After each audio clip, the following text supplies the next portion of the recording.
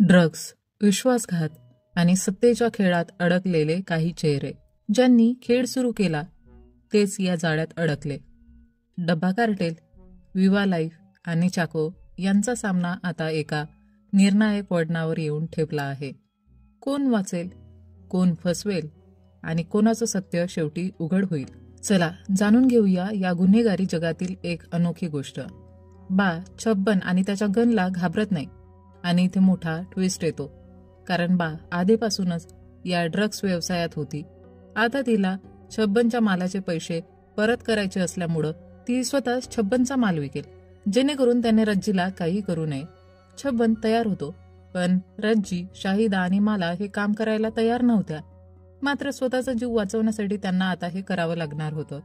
या सगळ्यात बा त्यांच्यासोबत आहे, जी 30 वर्षांपूर्वी मुंबईच्या डॉन सुलतान मिर्झासाठी काम करत होती. दुसरीकडे पाठक डॉक्टर चावला यांच्या क्लिनिकमध्ये पेशंट बनून मोडेला खरेदी करण्यासाठी जातो. मात्र चावला 2 महिन्यापूर्वीच कॅनडाला गेला होता आणि दुसरा डॉक्टर मोडेला हे नाव ऐकताच पाठककडे दुर्लक्ष करून निघून जातो. मोडेला इथे पूर्वी मिळायचा, पण आता त्याचा माग काढण्यासाठी काहीतरी वेगळं करावं लागणार होतं. म्हणून पाठक रिसेप्शनिस्टला पैसे देऊन मोडेला यांच्या जुन्या पेशंटची माहिती मिळवतो. इकडे बा छब्बनशी धंद्याची चर्चा करायला जाते. छब्बन तिला 1.5 किलो MDMA माल 5 ते 6 महिन्यात विकण्यास सांगतो, पण बा तो 1 महिन्यातच विकण्याचं कबूल करते. बदल्यात त्यांचं सगळं गणित फिट होणार होतं. छब्बन खुश होतो. यानंतर बा तिच्या जवळच्या मैत्रिणीकडे मौसमीकडे जाते. मौसमी आणि बा खूप जुन्या मैत्रिणी होत्या. मौसमी आधी चाकोसाठी मुंबईत MDMA ड्रग्स विकते. बा तिला विनंती करते की तिने आता तिचाही ड्रग्स विकावा, अन्यथा छब्बन सगळ्यांना संपवेल. या सगळ्यांचा जीव वाचवण्यासाठी मौसमी तयार होते. 30 वर्षापूर्वी मुंबई पोलीस आणि गुंड सगळेच बाच्या शोधात होते, त्यामुळे ती रिटायरमेंट घेऊन अंडरग्राऊंड झाली होती. पण आता पुन्हा मुंबईत ड्रग व्यवसायात उतरले होते.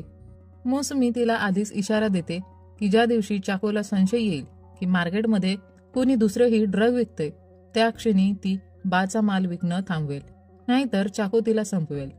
मौसमीच्या मुली त्यांच्या क्लायंटना बाच्या ड्रग्सबद्दल सांगतील, पण क्लायंट्सपर्यंत ड्रग पोहोचवण्याचं काम बाला स्वतःलाच करावं लागणार होतं.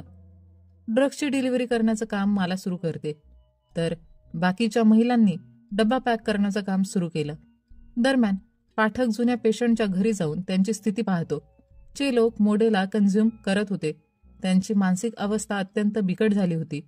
मग पाठक आजूबाजूच्या मेडिकल स्टोअरमध्ये जाऊन मोडेलाची चौकशी करतो, पण त्याला कुठेही मोडेला मिळत नाही.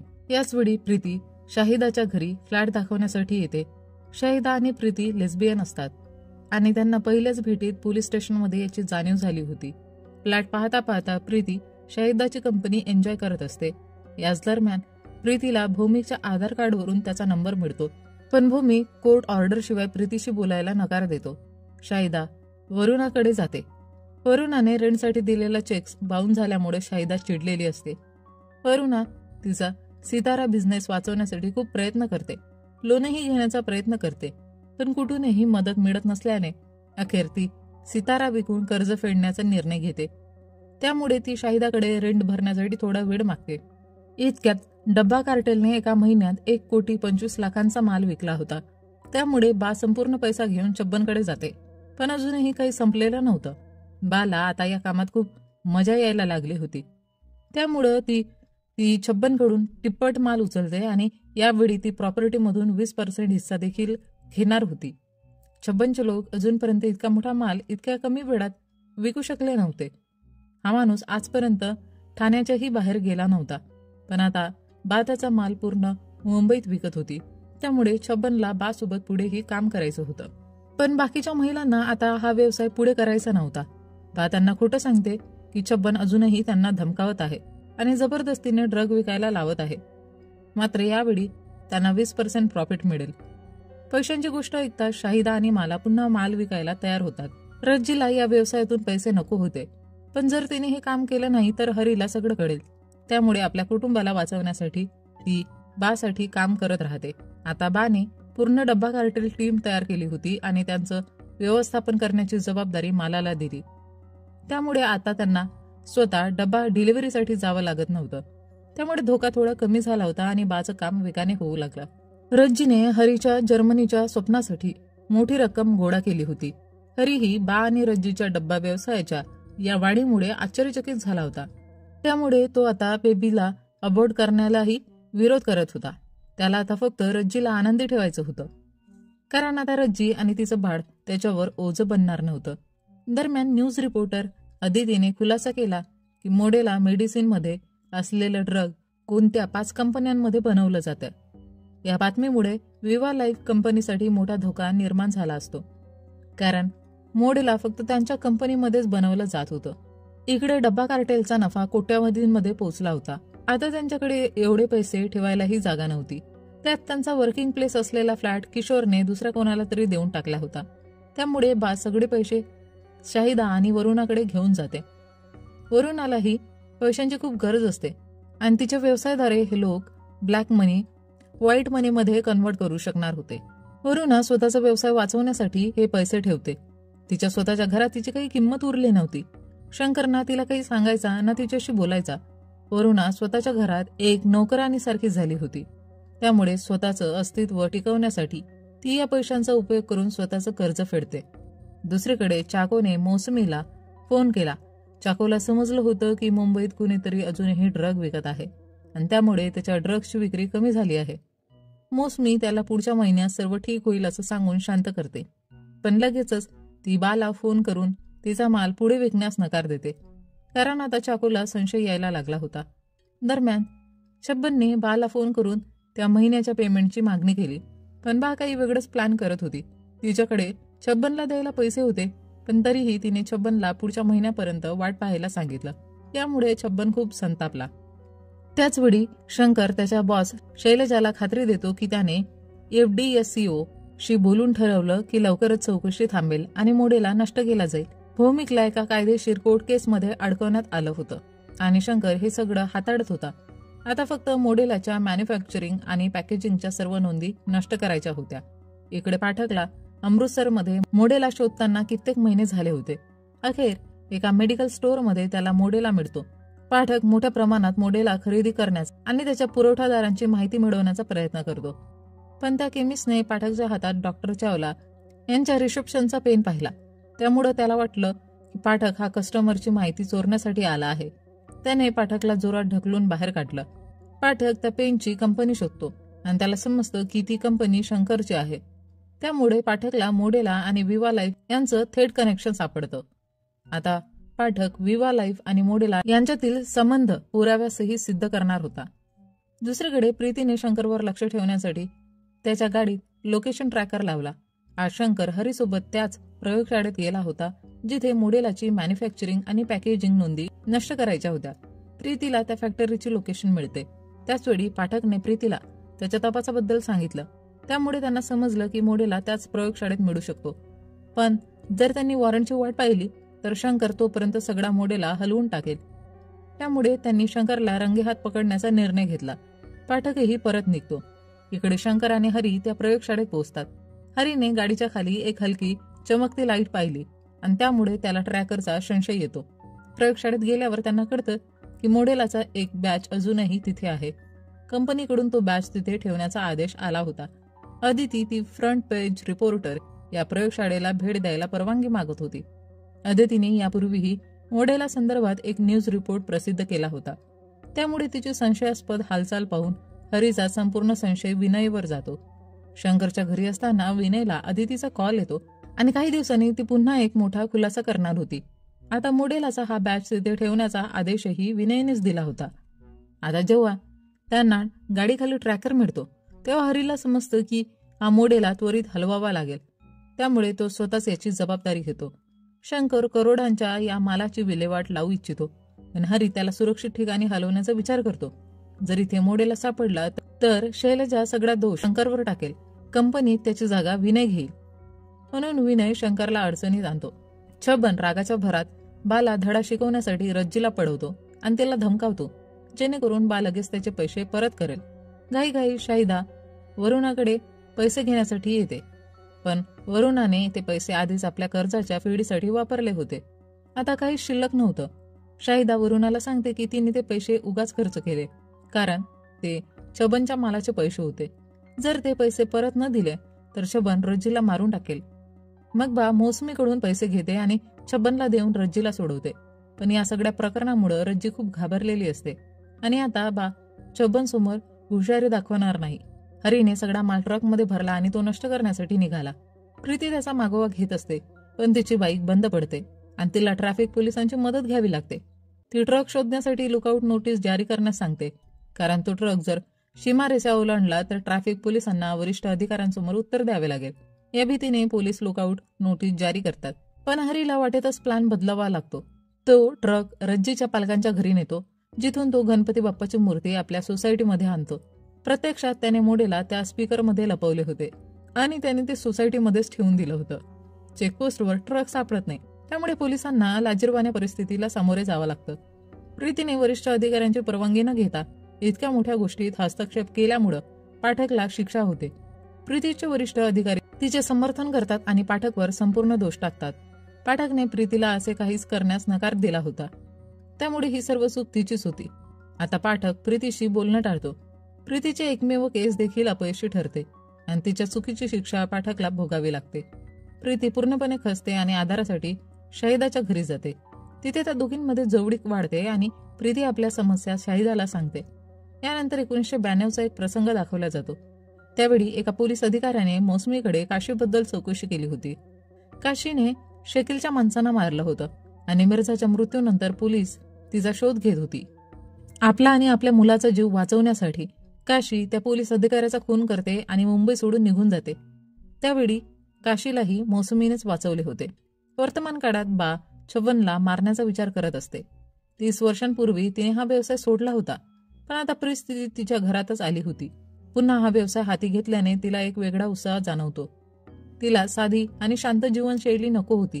मौसमी सांगते की तिला कायमच अपराधी भाव वाटायचा. तीही जर 30 वर्षांपूर्वी भूमिगत झाली असती तर कदाचित वेगळं झालं असतं. तिला बाबद्दल असूया वाटते, कारण बा ज्या प्रकारे जीवन जगत होती तेच जीवन मौसमीला हवं होतं. पण बाला त्याची किंमतच नाही. त्यामुळे बा तिला थोडा वेळ मागते आणि नंतर तिला रिटायर होण्यास मदत करण्याचे आश्वासन देते. पण जर त्यांनी थोडं सुद्धा MDMA मुंबईत विकलं तर चाकू त्यांना ठार मारेल आणि जर ते विकलं नाही तर छबन त्यांचा खून करेल. यानंतर पाठकवर एक मोठा आघात होतो. कुमार त्याला शिक्षा म्हणून फेडरल ड्रग टेस्टिंग लॅबमध्ये बदली करतो. पाठक फक्त अमृतसरमधील आपल्या केससाठी मदत मागतो, पण कुमार त्याला कोणतीही मदत करत नाही. FDSCOचे अधिकारी शंकरने खरेदी केले होते, त्यामुळे ते पाठकला मदत करणार नव्हते. शंकर आता विनयला चेतावणी देतो. पुढील काळात PR टीम फक्त विनयने हाताळायची आणि त्यानेच मीडिया व्यवस्थापन करायचं. तो आदितीशी मुलाखतही ठरवतो. आदितीने विवा लाईफ बद्दल प्रश्न विचारण्याचा पूर्ण प्रयत्न केला, पण शंकर पूर्ण तयारीशी आला होता. आदितीला कोणताही ठोस पुरावा नव्हता, त्यामुळे शंकरने विवा लाईफला पुन्हा क्लीन इमेज मिळवून दिली. यानंतर बा वरुणाला पैसे परत करण्यास भाग पाडते. वरुणाला आता या संपूर्ण टोळीबद्दल सत्य कळतं. तिला कळतं की माला देखील या व्यवसायात भागीदार आहे आणि त्यामुळे ती आश्चर्यचकित होते. वरुणाची मानसिकता अशी होती की तिला लोकांना त्यांच्या कामावरून जज करायची सवय होती, त्यामुळे तिच्यात आणि मालामध्ये नेहमी वाद व्हायचे. आता बाने वरुणाला 2 दिवसांचा वेळ दिला होता. जर तिने पैसे परत केले नाही तर छबन स्वतः सितारा सोसायटीत येऊन त्याचे पैसे वसूल करेल आणि वरुणाची प्रतिष्ठा, कुटुंब आणि व्यवसायही संपेल. वरुणा घाबरते आणि मदतीसाठी आपल्या जुना मित्र विनयला भेटायला बोलवते. एकेकाळी ती विवा लाईफमध्ये विनय आणि शंकर सोबत काम करत होती, त्यामुळे तिला कंपनीचा संपूर्ण इतिहास माहिती होता. ती मोडेला प्रकरण आणि शंकरच्या अडचणी याबद्दल जाणून घेण्याचा प्रयत्न करते, पण विनय तिला काहीही सांगत नाही. वरुणा तक्रार करते की प्रेग्नन्सी नंतर विवा लाईफने तिला परत कामावर बोलावलेच नाही. वरुणा शॉक झाली जेव्हा तिला कळतं की विवा लाईफमध्ये तिला परत बोलवण्यासाठी शालिजाने ईमेल पाठवला होता, पण तिच्या बाजूने काहीच उत्तर आले नव्हते. शंकरने स्पष्ट केलं की वरुणाला विवा लाईफमध्ये परत यायचं नव्हतं. हे ऐकून वरुणा गोंधळली आणि घरी जाऊन शंकरच्या लॅपटॉपमध्ये त्या जुन्या ईमेलची चौकशी करू लागली. तिथे तिला समजलं की विवा लाईफच्या लिडरशिपसाठी आदितीचंच नाव ठरवण्यात आलं होतं, पण शंकरने तिला कधीच सांगितलं नाही आणि स्वतःच त्या पदावर जाऊन बसला. वरुणाला वाटत होतं की विवा लाईफने तिला दुर्लक्षित केलं, त्यामुळे तिने मजबुरीने सितारा कंपनी सुरू केली होती. आता ती शंकरशी वाद घालते की त्याने तिची जागा का हिसकवली. शंकरने त्यावर उत्तर दिलं की तेव्हा त्यांचं मूल फक्त 1 वर्षाचं होतं. ती विवा लाईफची जबाबदारी नीट सांभाळू शकली नसती. त्याशिवाय ती दररोज एन्झायटीसाठी औषध घेत होती. त्यामुळे विवा लाईफ अडचणीत सापडली असती. वरुणा मात्र म्हणते की ती एलिजिबल होती, म्हणून शालिजाने तिला लिडरशिपसाठी निवडलं होतं. आता वरुणा मोडेला ड्रग बद्दल विचार करू लागली, जेणेकरून ती परिस्थिती आपल्या फायद्यासाठी वापरू शकेल. तिला लक्षात आलं की शंकर आणि हरी यांच्या गाड्यांना लागलेली माती आणि हरीच्या ट्रकचा ड्रायव्हर विवा लाईफच्या पुण्यातील प्रयोगशाळेतून आहे. त्यामुळे तिला पटापट समजलं की हरीने मोडेला ड्रग सोसायटीमध्ये आणला आहे.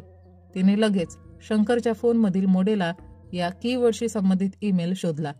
त्या ईमेलमध्ये दिसत होतं की भौमिकने विवा लाईफसाठी फॅन्टल नावाचं औषध तयार केलं होतं. त्याचे धोकादायक साईड इफेक्ट सर्वांना माहिती होते.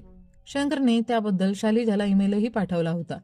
भौमिक हा फॅन्टल ड्रगचा शोध करता होता, जो अमेरिकेत विकला जात होता, पण तिथल्या सरकारने तो ड्रग धोकादायक म्हणून बॅन केला. विवा लाईफने संपूर्ण दोष भौमिकवर टाकला, जरी तो फक्त त्यांचा आदेश पाळत होता. त्याला कंपनीतून काढून टाकण्यात आलं आणि नंतर विवा लाईफने त्याच ड्रगला मोडेला या नव्या नावाने विकायला सुरुवात केली. भौमिक गेली 4 वर्ष न्यायालयाच्या फेऱ्या मारत होता, स्वतःला निर्दोष सिद्ध करण्यासाठी. वरुणाने भौमिकला हे सगळं सांगितलं आणि त्याला नव्या ड्रगच्या निर्मितीसाठी सहभागी होण्याची ऑफर दिली. जर तो तयार झाला तर त्याला प्रॉफिटमध्ये भागीदारी मिळेल. पण भौमिकला प्रॉफिट नको होतं, त्याला स्वतःचा सन्मान आणि करिअर परत मिळवायचं होतं. त्याने अट घातली की जर वरुणाने तो ईमेल त्याला दिला तर तो कोर्टात सिद्ध करू शकेल की त्याने केवळ विवा लाईफच्या परवानगीनेच तो ड्रग बनवला होता. जर वरुणाने हे केलं तर शंकरही अडकला असता, कारण तो सध्या विवा लाईफचा प्रमुख होता. रात्री हरी स्पीकरची तपासणी करायला गेला आणि त्याला कळलं की मोडेला चोरीला गेला आहे. त्याने शंकरला फक्त त्या ट्रकवाल्या फोनबद्दल सांगितलं, जो स्थानिक पोलीस स्टेशनमध्ये होता आणि प्रीतीचा होता, पण मोडेला चोरी गेल्याबद्दल काहीही सांगितलं नाही, कारण त्याला भीती होती की शंकर त्याला कामावरून काढून टाकेल. आता हरी स्वतःच मोडेला शोधण्याच्या मागे लागला आणि त्याने प्रीतीवर लक्ष ठेवायला सुरुवात केली. दुसरीकडे पाठकचा ट्रान्सफर फेडरल ड्रग टेस्टिंग लॅबमध्ये झाला होता. ही एक अशी शाखा होती जिथे नको असलेल्या अधिकाऱ्यांना शिक्षा म्हणून पाठवलं जात असे.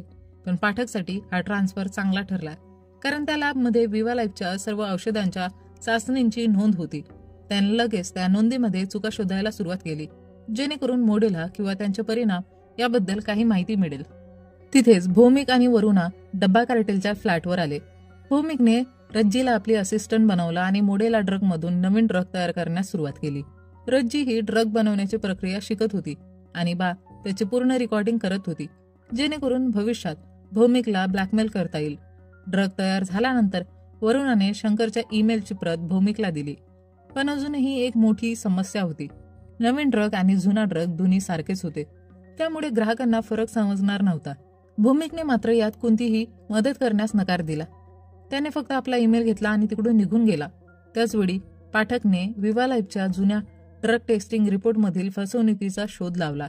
ते सगळे टेस्ट केवळ कागदोपत्री होते, प्रत्यक्षात काहीही झालं नव्हतं. हे टेस्ट कधीच झाले नव्हते. याचा अर्थ या टेस्ट डेड लोकांच्या आधार कार्ड ID वरून करून दाखवल्या होत्या. त्या आधार कार्डवर अनेक एंट्रीज केल्या जात होत्या. दुसरीकडे प्रीती आज पुन्हा शाहिदासोबत होती. शाहिदाने स्वतःच्या पैशाने प्रीतीला फ्लॅट घ्यायला मदत केली होती. तसेच आता शाहिदाकडे ड्रग्समुळे खूप पैसे होते. शाहिदाचे स्वप्न होते की हा देश सोडून कुठेतरी स्थायिक व्हायचं, जिथे तिच्यासारख्या लोकांना इतर लोकांसारखाच समान न्याय मिळेल. भारतात समलैंगिक लोकांसाठी काही नियम जरी बनत असले तरी समाजाचा विचार अजूनही तसाच आहे. जर लोकांना त्यांची खरी आयडेंटिटी कळली असती तर त्यांना सामान्यपणे वागवले जाणार नव्हते. म्हणूनच प्रीतीनेही शाहिदाशी सहमती दर्शवली. हेच कारण होते की शाहिदा पैसे कमावण्यासाठी ड्रग विकण्यासही तयार झाली. दुसरीकडे रज्जी जवळ आज पुन्हा छबन धमकी देण्यासाठी आला, जेणेकरून तिने पेमेंट वेळेवर देण्यास टाळाटाळ करू नये. आज रज्जीसोबत हरीही होता. हरीने छबनला पाहिले. छबन स्वतःला रज्जीचा डबा सर्व्हिसचा ग्राहक असल्याचे सांगून तिकडून निघून गेला. यानंतर भौमिकने पुढे अधिक ड्रग तयार करण्यास नकार दिला, कारण तो ज्या ईमेलसाठी ड्रग तयार करत होता त्याच ईमेलला त्याच्या वकिलाने कोर्टात सादर करण्यास नकार दिला, कारण तो पुरावा शंकरच्या लॅपटॉपमधून चोरून मिळवलेला होता आणि चोरलेला पुरावा कोर्टात ग्राह्य धरला जाणार नव्हता. त्यामुळे बाने भौमिकला ब्लॅकमेल करण्यासाठी त्याला आणखी एक व्हिडिओ दाखवला, ज्यामध्ये तो नव्या ड्रगचे उत्पादन करत होता. बाने त्याला पोलिसांची धमकी दिली नाही, तर त्याच्या कुटुंबाला उद्ध्वस्त करण्याची धमकी दिली. जर भौमिकच्या पत्नीला हे समजलं तर तो कधीच आपल्या मुलांना भेटू शकणार नव्हता. वरुणाला कल्पनाही नव्हती की बा भौमिकला अशा प्रकारे ब्लॅकमेल करेल. परंतु भौमिकला वाटलं की वरुणाही बा सोबत मिळून काम करत आहे. तो वरुणाला टोमणा मारत म्हणतो की वरुणा शंकर सारख्या माणसाची लग्न करण्यास पात्र आहे. आज वरुणा आणि भौमिक यांना एकत्र बोलताना त्या फ्लॅटमध्ये तिजोरीने पाहिले. तिला वाटलं की या दोघांचं अफेअर सुरू आहे. तिजोरीने ही गोष्ट प्रीतीला सांगितली.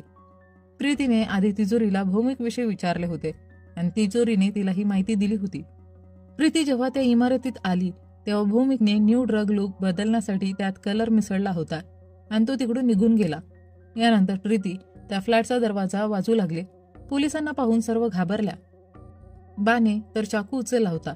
या बाईच्या मनात प्रीतीला ठार मारण्याचाही विचार आला होता. प्रीतीने बाच्या हातातील चाकू पाहिला आणि तिला समजलं की या लोकांचा ड्रग व्यवसाय त्यांना किती खोल दलदलीत नेत आहे. तेव्हाच वरुणाचा फोन वाजतो आणि प्रीतीला समजतं की आत कोणीतरी आहे. प्रीतीला रोखण्यासाठी शाहिदाने दरवाजा उघडला आणि तिला फ्लॅटमध्ये प्रवेश दिला नाही. शाहिदाने फ्लॅट पाहण्यासाठी आल्याचा बहाणा केला. प्रीतीला फारसं काही दिसलं नाही, पण तिला आत एक पर्स दिसला आणि ती निघून गेली. वरुणा शाहिदाला इशारा देते की प्रीतीशी केवळ ग्राहकासारखा व्यवहार ठेवावा, कारण ती पोलीस आहे आणि हे लोक अडकू शकतात. यानंतर बा छबनला पैसे देण्यासाठी जाते. आज बाने ड्रग असलेला टिफिन छबनच्या मुलाच्या शाळेतही पाठवला होता. छबन वारंवार बाच्या कुटुंबाला धमकावत होता, म्हणून आज बाने त्यालाही त्याच भाषेत समजावलं आणि त्याच्या कुटुंबाला टार्गेट केलं. छबन घाबरून गेला आणि त्याने लगेचच आपल्या मुलाला फोन करून लंच करू नकोस असे सांगितले. आता ही दोघेही एकमेकांच्या कुटुंबाला टार्गेट करणार नाहीत, नाहीतर छबनचे कुटुंबही सुरक्षित राहणार नव्हते. यानंतर बा न्यू ड्रग मोसमीकडे घेऊन जाते. मोसमीला हा न्यू ड्रग विकण्यात काही अडचण नव्हती, पण तिला रिटायर व्हायचे होते. त्यामुळे तिने बाकडून 3 महिन्यांचा वेळ मागितला. तेवढ्या काळात ते आपली मिठाई नावाचा न्यू ड्रग मुंबईत विकत राहतील. मिठाई मार्केटमध्ये आल्याबरोबर त्याची डिमांड खूप वाढली. हा ड्रग इतर ड्रगपेक्षा खूप प्रभावी होता. डब्बा कार्टेलने मिठाईमुळे खूप पैसे कमावले. यानंतर शाहिदा प्रीतीसाठी एक ड्रेस गिफ्ट म्हणून घेऊन गेली. तो ड्रेस वरुणाच्या सितारा स्टोअरचा होता. प्रीतीने शाहिदाला वरुणाविषयी विचारले आणि भौमिकविषयी काही माहिती मिळते का हे तिला जाणून घ्यायचे होते. शाहिदाने त्या इमारतीत भौमिकला पाहिले असेल का हे तिला जाणून घ्यायचे होते. शाहिदा या प्रश्नांमुळे खूप घाबरली. ती प्रीतीसमोर अशी वागू लागली की ती भौमिकला ओळखतेही नाही. यानंतर प्रीती पाठकला भेटायला गेली. आज पाठकने प्रीतीला माफ केले आणि तिला फेक टेस्टिंग रिपोर्ट विषयी माहिती दिली. आता ते विवा लाईफला मोडेला किंवा दुसऱ्या ड्रगच्या फेक टेस्टिंग रिपोर्टवर पकडू शकतात, पण त्यासाठी त्यांना एक डोळस साक्षीदारही हवा असेल. हा सर्व प्रकार आपल्या डोळ्याने पाहिलेला भौमिक एकमेव साक्षीदार असू शकतो. विवा लाईफ कंपनीने आधीच संपूर्ण दोष भौमिकवर टाकून स्वतःला निर्दोष ठरवले आहे. त्यामुळे भौमिक त्यांच्यासाठी महत्वाचा साक्षीदार ठरू शकतो. याचवेळी हरी या गोष्टी ऐकतो. तो बऱ्याच दिवसांपासून प्रीतीवर नजर ठेवत होता आणि आज त्याला ही माहिती मिळते. हरी ही सगळी माहिती शंकरला सांगतो. शंकर लगेच भौमिकला कॉल करून त्याच्या विरोधात असलेला विवा लाईफच्या प्रकरणाचा केस मागे घेण्यास तयार होतो. त्याने भौमिकसाठी एक चांगला ऑफर आणला होता, पण भौमिकची संपूर्ण जीवनशैली शंकरमुळे उद्ध्वस्त झाली होती. त्यामुळे त्याने शंकरचे बोलणे नीट ऐकले नाही ना त्याच्या ऑफरकडे लक्ष दिले. यानंतर वेबसिरीजच्या सर्वात मोठ्या खलनायकची चाकूची एंट्री होते. चाकूच्या MDMA ड्रग्सची मागणी कमी होत चालली होती आणि डब्बा कार्टेलची मिठाई नावाचे नवीन ड्रग मुंबईत मोठ्या प्रमाणात विकले जात होते. त्यामुळे चाकू त्याच्या माणसांना डब्बा कार्टेलच्या सर्व महिला मालकांची माहिती शोधायला सांगतो. इकडे ड्रग टेस्टिंग लॅबमध्ये नार्कोटिक्स विभागाने मिठाईचे टेस्टिंग सुरू केले. त्यांना हे ड्रग एका रेव पार्टीत सापडले होते. टेस्ट रिपोर्ट पाहिल्यावर पाठकला समजतं की या ड्रगमध्ये मोडेला आणि कोकेन मिसळले आहे. मिठाईच्या वाढत्या मागणीमुळे डब्बा कार्टेलला मोठा नफा मिळत होता, पण हा काळा पैसा केवळ सितारा स्टोअरच्या माध्यमातून फिरवण्यास अडचण येऊ लागली. सितारा स्टोअरच्या ऑडिटर्सना एवढा मोठा खर्च पाहून शंका यायला लागली. त्यामुळे वरुणा बाला सितारा स्टोअरचा विस्तार करायला सांगते, पण बा वरुणाच्या व्यवसायात हा पैसा गुंतवायला तयार नव्हती. ब्लॅक मनी वाईट करण्याचा वेगळा मार्ग शोधायचा ते ठरवतात, म्हणजेच त्यांचा ड्रग व्यवसाय बंद करण्याचा अजिबातही विचार नव्हता. हे पाहून रज्जीने आता स्टँड घ्यायचं ठरवलं आणि या व्यवसायातून बाहेर पडण्याची घोषणा केली. पण बाकी कोणालाही व्यवसाय थांबवायचा नव्हता. मालाला या पैशातून आपल्यासाठी आणि मुलीसाठी सन्माननीय आयुष्य घडवायचं होतं. शाहिदाला परदेशात जाऊन सामान्य माणसाचं आयुष्य जगायचं होतं. वरुणाला आपला व्यवसाय मोठा करायचा होता. दुसरीकडे पाठक भौमिकला फेक रिपोर्ट्स दाखवतो, जेणेकरून भौमिक या प्रकरणात त्याची मदत करेल. पण भौमिकला माहिती होतं की विवा लाईफ फार ताकदवान आहे आणि तो केस न्यायालयात पोहोचू देणार नाही. शिवाय आता शंकरने भौमिकला स्वतःच्या केससाठी मोठी ऑफर दिली होती. त्यामुळे भौमिक पाठकला मदत करायला तयार नव्हता. पण नंतर विचार करून भौमिकने पाठकला कॉल करून शंकरचा तो ईमेल पाठवला.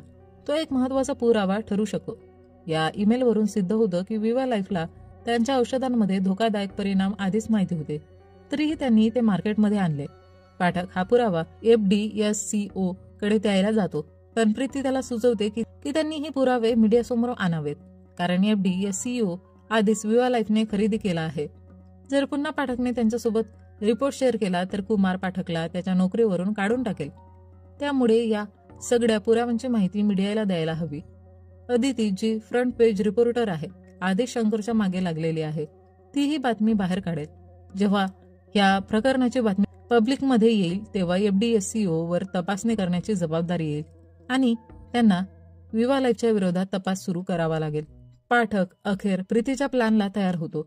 विवा लाईफच्या विरोधात सगळे पुरावे मिळाल्यावर ते न्यूजमध्ये आणण्यासाठी विवा लाईफला त्यांच्या शेवटचा रिप्लाय द्यायची संधी देण्याचा निर्णय घेतो. शंकर भौमिकबद्दल सांगतो की तो फसवणूक करून पैसे उघडण्याचा प्रयत्न करत आहे आणि हे सगळे पुरावे खोटे आहेत. पण ही गोष्ट कोणालाही पटत नाही. दरम्यान रज्जी बाला पुन्हा समजवण्याचा प्रयत्न करते की तिने ड्रग्सचा व्यवसाय सोडावा आणि जर्मनीला यावं. पण बा या व्यवसायात आनंद घेत होती, त्यामुळे तिने हा व्यवसाय सोडण्यास साफ नकार दिला. मग रज्जीने छबनशी संपर्क साधला आणि डब्बा कार्टेलचा व्यवसाय संपवण्याचा सौदा केला. तिने छबनला सांगितले की बा मिठाई ड्रग 5,000 ऐवजी 10,000 रुपयांना विकते. तसेच त्याचा फॉर्म्युला देखील सांगते. यानंतर छबनने डब्बा कार्टेलच्या फ्लॅटमधून मोडेला चोरी केला आणि करारानुसार त्यांचा व्यवसाय बंद करण्यासाठी कामाला लागला. छबनने बाला ओलीस धरले आणि तिच्यासोबत पुढे काम करणार नाही असे सांगितले. इकडे प्रीती वरुणाच्या स्टोअरमध्ये तिचा ड्रेस एक्सचेंज करण्याच्या बहाण्याने गेली, पण तिचा खरा हेतू वरुणाला भौमिकबद्दल विचारण्याचा होता. वरुणा काहीच सांगत नाही. प्रीतीची वरुणाच्या पर्सवर नजर पडते आणि ही तीच पर्स असते जी तिने त्या फ्लॅटमध्ये पाहिली होती. त्याच दिवशी ती वरुणा आणि भौमिकला पकडण्यासाठी गेली होती, पण शाहिदाने तिला फ्लॅट बाहेर अडवलं होतं. हे पाहून प्रीतीच्या मनात शंका निर्माण होते की शाहिदा ही वरुणा आणि भौमिक सोबत गुंतलेली आहे. इकडे रज्जीच्या गोदभराईचा कार्यक्रम सुरू होतो. सगळे त्यात व्यस्त असतात. त्याच वेळी चाकोचे लोक बाच्या माहितीचा शोध घेण्यासाठी तिच्या लॉकरमध्ये घुसतात. जेव्हा चाकोच्या लोकांना बाचा खरा चेहरा समजतो तेव्हा ते संपूर्ण डब्बा कार्टेल टीमला किडनॅप करून चाको समोर आणतात. दुसरीकडे कुमार शेवटचा प्रयत्न म्हणून FDSCO मध्ये जातो आणि कदाचित ते विवा लाईफच्या विरोधात तपासाला परवानगी देतील. पण जसं वाटलं होतं तसंच घडतं. कुमारने पाठकला नोकरीतून काढून टाकलं, कारण प्रत्यक्षात कुमारलाही विवा लाईफने विकत घेतलं होतं. यानंतर अदिती कुमारला कॉल करते आणि सांगते की ती आता सगळे पुरावे न्यूजमध्ये आणणार आहे. कुमारला यामुळे मोठा धक्का बसतो आणि शेवटी तो विवा लाईफ विरोधात तपास सुरू करण्यास तयार होतो. अदितीने सगळे पुरावे न्यूजमध्ये दाखवले आणि विवा लाईफच्या ओनर शेलीजने शंकरला त्याच्या पोस्टवरून हटवले व त्याच्या जागी विनयला बसवले. आता विवा लाईफ कंपनी स्वतःला वाचवण्यासाठी सगळा दोष शंकरवर टाकणार होती. वरुणाने आपला ईमेल भौमिकला दिल्याने शंकर मोठ्या अडचणीत सापडतो आणि याला अप्रत्यक्षरित्या वरुणा जबाबदार ठरते. पाठक भौमिककडून त्याचे स्टेटमेंट लिहून घेतो, जेणेकरून भौमिक नंतर काही बदल करू शकणार नाही. यानंतर पाठक भौमिकला मिठाईबद्दल विचारतो, त्याला काही माहिती आहे का? भौमिक घाबरतो.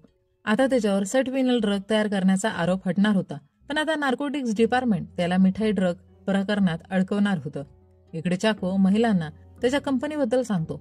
चाकोची कंपनी गेल्या 20 वर्षांपासून मसाला उत्पादन करत होती आणि ते 70 देशांमध्ये निर्यात केले जात होते. ही कंपनी जगातील 100 टॉप कंपन्यांपैकी एक होती. पण याशिवाय चाकोचे भारतभर MDMA विकण्याचे कामही चालू होते. मुंबईत मात्र डब्बा कार्टेलमुळे चाकोचा व्यवसाय बिघडला होता, म्हणून चाको डब्बा कार्टेल विकत घ्यायचा विचार करत होता. तो छबनला नफा वाटपात 20% देईल, पण डब्बा कार्टेल आता फक्त त्याच्यासाठीच काम करणार, इतर कोणासाठीही नाही. चाकोला बा आणि मौसमीबद्दल माहिती मिळते. त्याला समजतं की मौसमीने त्याचा माल न विकता बाचा माल मुंबईत विकला.